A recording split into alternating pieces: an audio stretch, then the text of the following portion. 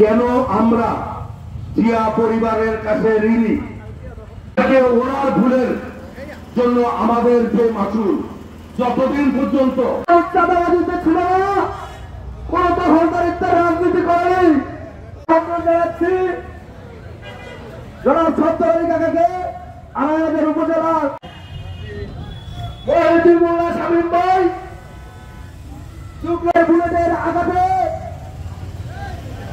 শহীদ হয়েছেন বাংলার রাখাল রাজা মোল্লা শামীম ভাই, জনাব মোল্লা শামীম ভাই যুগ্ম সাধারণ সম্পাদক আমাদের নেতৃত্বে কর্মকর্তা করেছেন। আজকে যাকে ইতিহাস এই কথা বললে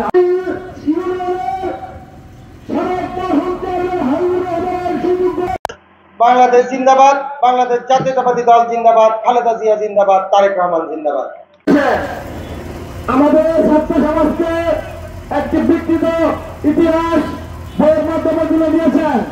সেখানে সক্রিয় আমাদের গণবন্ধু শিক্ষা প্রতিষ্ঠানের শিক্ষার্থীরা ছাত্রছাত্রীরা সঠিক ইতিহাস থেকে বঞ্চিত হয়েছে।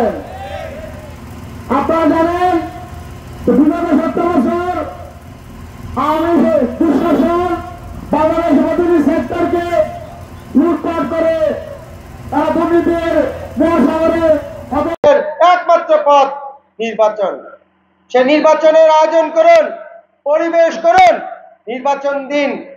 জনাব তারেক রহমান বলেছে এই দেশের মানুষ দীর্ঘ 15 বছর ভোট দিতে পারেনি, আগামী ভোটের মাধ্যমে তার নেতা নির্বাচিত করবে।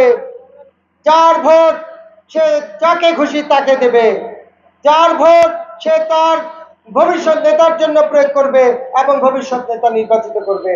সেই নেতাই ভবিষ্যৎ বাংলাদেশের নেতা হবে, বাংলাদেশের জনগণের নেতা হবে। জানি না তারা কোন হালতে কোন অবস্থায় আছে। আল্লাহুম্মা ইন্নী আউযু বিকা মিন আযাবিল মাউত ওয়া ফিতনাতিল মাউত মিন আযাবিল কবর ওয়া ফিতনাতিল কবর মিন আযাবিন